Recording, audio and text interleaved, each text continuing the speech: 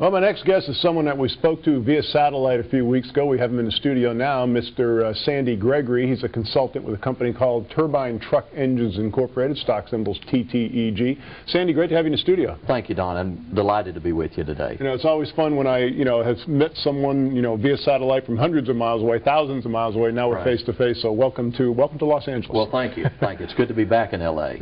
Now, Turbine Truck Engines describes itself as being the owner of an exclusive license for the manufacturing and marketing of what's called the detonation cycle gas turbine engine, or you call it DCGT. Give us a general overview of the company. Well, Don, the company was formed in the year 2000 as a Delaware C company for the express purpose of ensuring the development and the delivery or distribution of the engine worldwide. The company was founded by Michael Rouse, and he's still the president of the company. The company, I think, is a conservative company in its style of operation, and the genius of the engine is that it is environmentally friendly and it's energy efficient, and we think it is a transformative technology that over the next 20 to 30 to 40 years can make a real difference in the way the world operates. Well, I was amazed when I first read this. You're going to be amazed too when you hear this. I want to reiterate this from our first conversation. Your engine has no pistons, no valves, no filters, no pumps, uses no oil. That's right. That's right. Well, it's an ingenious device, and one of the dimensions of that is that the engine has only one moving part. The implications of that for cost efficiencies are great. The cost of ownership of the engine for people who buy the engine will be substantially less than for other engines. It's not one of the challenges right now in the world is that people are concerned about the environment and they're concerned about energy conservation. But generally speaking, devices that are friendly to the environment and conserve energy also cost more. And one of the beauties of this engine is that it is environmentally friendly, it is efficient, and it costs less. We see it as the trifecta of value for the world marketplace. You know, I was first introduced to your company, saw you do a presentation in New York where you showed a video of the DCGT engine running. Right. We have the video with us now. Can you kind of narrate what we're looking at? I'll be glad to, Don. The gentleman you see is Michael Rouse. Mike is the founder and president of the company. And the engine that you're looking at there is an engine that we believe would ultimately produce about 540 horsepower. The engine, two things I'd bring to your attention are, first of all, that the red tanks beside it are hydrogen tanks. And one of the beauties of the engine is that it will run on any fuel that can be gasified. So we could leave LA with a tank of hydrogen. We could drive to Tucson and fill it with gasoline. We could drive it to El Paso and fill it with diesel. We could drive to San Antonio and fill it with propane. Drive to New Orleans and fill it with natural gas. It'll run on any fuel that can be gasified. And the great advantage of that is that it's something that can be utilized today as opposed to 20 or 30 years in the future. Just last summer, one of the executives from Toyota was interviewed about the idea of electric cars. And what he said was that electric cars would not be prevalent until about 2030. There are just too many obstacles that have to be overcome in terms of building the car, storing the energy, gathering the energy, producing the electricity that an electric car would need.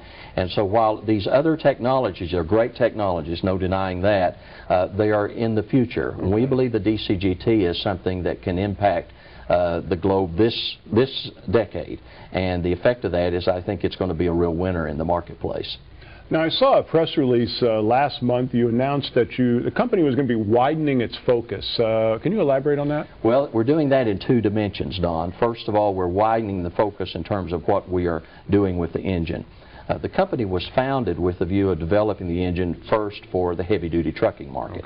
And we are continuing to work and focused on the development of the engine for the transportation sector, whether it's trucking, buses, cars, motorcycles, etc.